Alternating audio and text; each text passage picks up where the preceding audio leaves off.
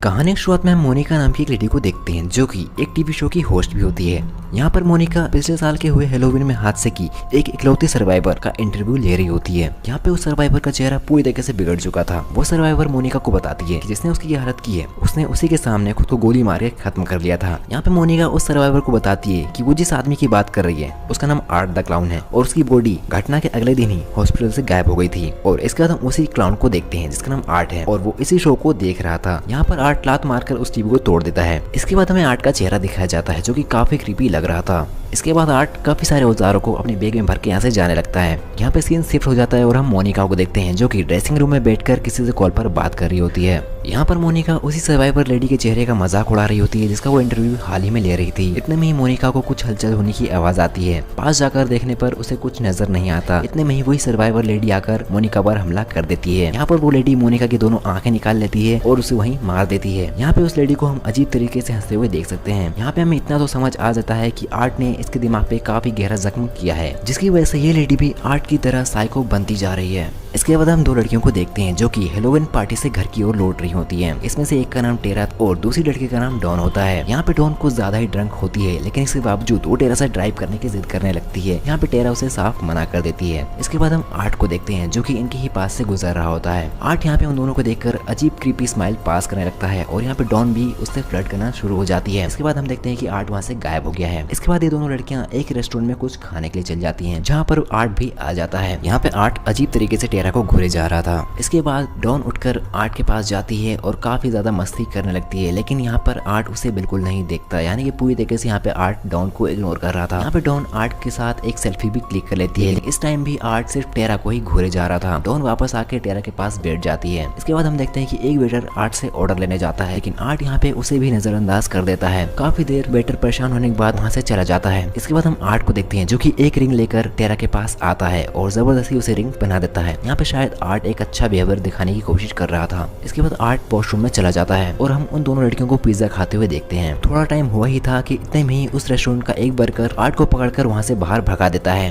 इसके बाद ये दोनों लड़कियां भी रेस्टोरेंट से निकलकर बाहर अपनी कार की ओर जाने लगती हैं लेकिन कार के पास पहुंचने पर इन्हें पता चलता है कि इनकी कार का टायर पंचर हो चुका है। यहाँ पे टेरा अपनी सिस्टर विक्टोरिया को कॉल करती है उसे पिकअप करने के लिए और ये दोनों लड़कियां उसका वेट करने के लिए वही कार में बैठ जाती हैं। यहाँ पे टेरा सोच रही होती है कि शायद उसी क्लाउन ने इनकी गाड़ी का टायर पंचर किया होगा। इसके बाद हम उसी आदमी के कटे हुए सर को देखते हैं जिसने आर्ट को पकड़कर रेस्टोरेंट से बाहर निकाला था। यहाँ पे आर्ट ने उस आदमी के सर को काटकर एक हेलोवीन लैंप बना दिया था जैसा कि पंपकिन का बनाया जाता है और यहाँ पे आर्ट उस दूसरे आदमी को भी मार देता है जो कि उसी रेस्टोरेंट का वर्कर था। इसके बाद सीन शिफ्ट हो जाता है और हम टेरा को देखते हैं जो कि डॉन से कहती है कि उसे टॉयलेट जाना है लेकिन यहाँ पे दूर दूर तक कोई वॉशरूम नहीं दिखता। कुछ ही देर में उसे बाहर एक आदमी नजर आता है जिसके पास जाकर टेरा मदद मांगती है जहाँ पर उसे वो आदमी अपार्टमेंट के अंदर ले जाता है और यहाँ पे वो आदमी बताता है कि उसका नाम माइक है और वो एक पेस्ट कंट्रोल वर्कर है। माइक उसे वॉशरूम के बाहर छोड़कर वहाँ से चला जाता है। दूसरी तरफ हम डॉन को देखते हैं जो कि कार में बैठी होती है। में रेडियो पर न्यूज आती है कि एक ब्लैक एंड व्हाइट कॉस्ट्यूम पहने जोकर ने रेस्टोरेंट के 2 वर्कर्स को मार दिया है और पुलिस भी अभी उस क्लाउन को ढूंढ नहीं पाई है। इतने में डॉन को लगता है कि गाड़ी में टेरा वापस आकर बैठ चुकी है। उसे इस न्यूज के बारे में बताती है लेकिन जैसे ही डॉन टेरा की तरफ देखती है तो उसे रियलाइज होता है कि वो टेरा नहीं असल में वही क्लाउन है यानी कि आर्ट उसके बाजू में आकर बैठ चुका था। इसके बाद सीन शिफ्ट हो जाता है और हम टेरा को देखते हैं जो कि वॉशरूम से बाहर निकलकर वापस आने लगती है लेकिन यहाँ पे टेरा को कुछ आवाजें सुनाई आती हैं। पास जाकर देखने पर उसे एक लेडी नजर आती है जिसने अपने हाथ में एक बच्चा पकड़ा हुआ था। टेरा जैसे उसके बच्चे के पास जाती है तो उसे रियलाइज होता है कि वो एक बच्चा नहीं वो सिर्फ एक डॉल है। यानी कि ये लेडी थोड़ी पागल थी जो कि एक डॉल को अपना बच्चा समझ रही थी। टेरा उससे ज्यादा बात किए बिना वहाँ से जाने लगती है। टेरा जैसे ही बाहर निकलती है उसके सामने ही आर्ट खड़ा होता है। वो उसे अजीब तरीके से घूर रहा था। इतने में आर्ट उसके पीछे पड़ जाता है। टेरा अपनी जान बचाने के लिए वहाँ से भागने लगती है।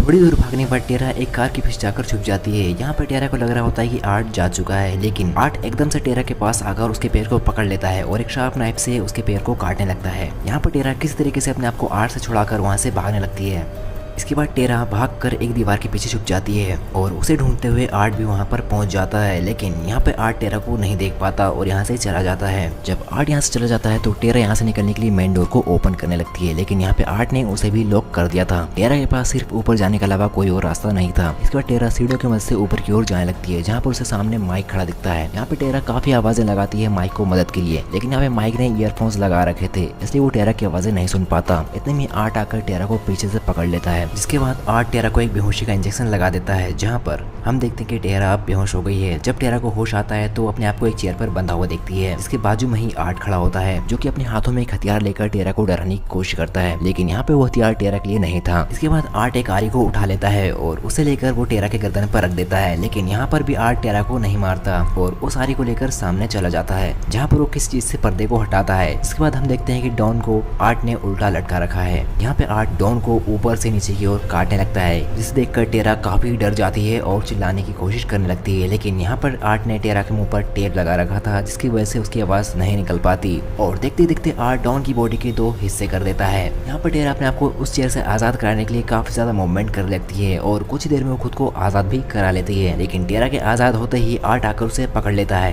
यहाँ पर टेरा एक हथियार से आर्ट पर हमला कर देती है और यहाँ से भाग जाती है। लेकिन टेरा अब उस जोकर से भागने के बजाय उसका सामना करना ज्यादा बेहतर समझती है। यहाँ पर टेरा बिना सोचे समझे आर्ट पर अंधाधुंध हमला करना शुरू कर देती है। यहाँ पर टेरा उसे मार मार कर अधमरा कर देती है। यहाँ पर टेरा को लग रहा होता है कि आर्ट अब मर जाएगा और आर्ट मौके का फायदा उठाकर अपनी छुपाई हुई गन से टेरा के पैर पे गोली चला देता है, जिसके बाद टेरा वहीं गिर जाती है। यहाँ पर टेरा रेंगते हुए भागने का ट्राई करती है, लेकिन आर्ट उसके पास आकर एक गोली उसके पेट में चला देता है। इसके बाद भी आर्ट का मन नहीं भरता, वो एक और गोली टेरा के फेस पर शूट कर देता है। लेकिन यहाँ पर भी टेरा जिंदा थी। आर्ट टेरा पर और गोलियां चलाना चाहता था, लेकिन इतने में ही उसकी बंदूक की गोलियां खत्म हो जाती है। इसके बाद आर्ट दूसरी मैगजीन लेने के लिए अंदर जाता है। दूसरी तरफ हम विक्टोरिया को देखते हैं, जो कि टेरा को ही रिसीव करने के लिए आई थी। लेकिन विक्टोरिया कार के पास देखती है कि कोई भी मौजूद नहीं है और पास के ही अपार्टमेंट का दरवाजा भी लॉक्ड है। यहाँ पर विक्टोरिया डॉन के फोन पर मैसेज कर देती है कि वो बाहर ही खड़ी है और ये मैसेज आर्ट भी देख लेता है, क्योंकि उस टाइम आर्ट डॉन के मोबाइल के पास ही था। यहाँ पे आर्ट उस मैसेज का रिप्लाई करके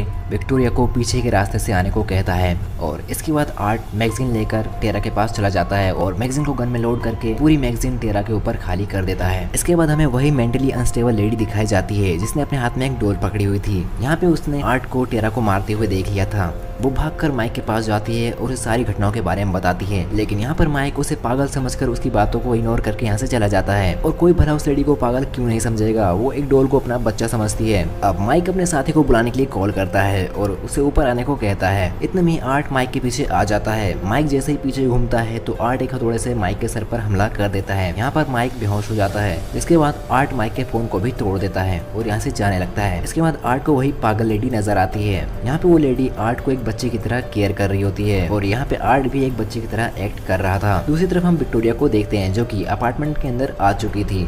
विक्टोरिया अपार्टमेंट के अंदर जैसे ही आती है उसे डॉन की बॉडी नजर आती है, जो कि 2 हिस्सों में कटी हुई थी। यहाँ पर उसकी बॉडी देखकर विक्टोरिया काफी ज्यादा डर जाती है और वहाँ से भागने लगती है। कुछ दूर भागने के बाद विक्टोरिया को किसी की चीख सुनाई आती है। यहाँ पर विक्टोरिया को लग रहा होता है ये शायद टेरा की आवाज है और शायद उसे मदद की जरूरत है, इसलिए वो उसकी मदद करने के लिए वहाँ चली जाती है। एक जगह जाने पर उसे एक लेडी नजर आती है, जो कि पेट के बल लेटी हुई थी। यहाँ पे उस लेडी का चेहरा नजर नहीं आता। यहाँ पे विक्टोरिया सोचती है शायद ये टेरा है, लेकिन जैसे ही उसके पास जाती है उसे दूर पड़ी एक और लेडी नजर आती है। इसका स्कल और ब्रेस्ट के पार्ट्स किसी ने निकाल दिए थे। इतने में ही विक्टोरिया के सामने पड़ी लेडी उठ जाती है और ये और कोई नहीं बल्कि आर्ट ही था, जिसने दूसरी लेडी के स्कल और बाकी पार्ट्स को लगा रखे हैं। यहाँ पे विक्टोरिया उसे देखकर वहाँ से भागने लगती है और भागकर एक अलमारी जैसे बॉक्स में छुप जाती है। आर्ट उसे ढूंढता हुआ वहाँ पर आ जाता है। यहाँ पर विक्टोरिया अपने आप को काफी शांत रखती है, लेकिन काफी ढूंढने के बाद आर्ट उसे अलमारी में देख लेता है और वहाँ आकर उस अलमारी को खोलने की कोशिश करने लगता है। लेकिन इतने में आर्ट को नीचे से किसी की आवाज आती है और ये और कोई नहीं बल्कि माइक का साथी था। इसके बाद आर्ट नीचे जाकर माइक के उस साथी को मार देता है एक चाकू की मदद से। अब हम विक्टोरिया को देखते हैं, जो कि छुपकर आर्ट को ढूंढ रही होती है। लेकिन आर्ट पीछे जाकर एक प्लास्टिक पन्नी से विक्टोरिया का दम घोटना शुरू हो जाता है। लेकिन यहाँ पर विक्टोरिया उस पन्नी को फाड़ देती है और एक नुकीले कील को आर्ट के पैर में घुसाकर वहाँ से भाग जाती है। थोड़ा दूर भागने के बाद विक्टोरिया को एग्जिट डोर नजर आता है, लेकिन ये भी लॉक्ड था। अब विक्टोरिया के पास वापस लौटने के अलावा और कोई रास्ता नहीं था। दूसरी तरफ हम माइक को देखते हैं, जैसे कि होश आ चुका था। यहाँ पे माइक को विक्टोरिया की चीख सुनाई आती है। विक्टोरिया यहाँ पे इसलिए चीख रही होती है क्योंकि उसे यहाँ पे टेरा की बॉडी नजर आती है, जैसे कि आर्ट ने एक अजीब तरीके से डेकोरेट करके एक चेयर पर बैठा रखा था। यहाँ पर विक्टोरिया टेरा की बॉडी के पास बैठकर रोने लगती है। यहाँ पर आर्ट एक चाबुक लेकर विक्टोरिया के पास आ जाता है, जिस पर काफी सारे शार्प सीजर लगे हुए थे और उसी चाबुक से वो विक्टोरिया पर हमला करने लगता है, क्योंकि आर्ट ने विक्टोरिया पर काफी ज्यादा हमला कर दिया था, जिसकी वजह से वो काफी ज्यादा घायल हो जाती है। इतने में ही माइक वहाँ पर आ जाता है और आर्ट के पीछे से हमला करके उसे बेहोश कर देता है। इसके बाद माइक विक्टोरिया को उठाकर वहाँ से चला जाता है। एक रूम में पहुंचने के बाद वो उसका डोर लॉक कर देता है। यहाँ पे माइक पुलिस को भी कॉल करके सारी बातें बता देता है। इसके इसके बाद ये दोनों यहाँ से निकलने का रास्ता ढूंढने लगते हैं। यहाँ पे माइक को एक गेट नजर आता है, लेकिन ये भी लॉक्ड था।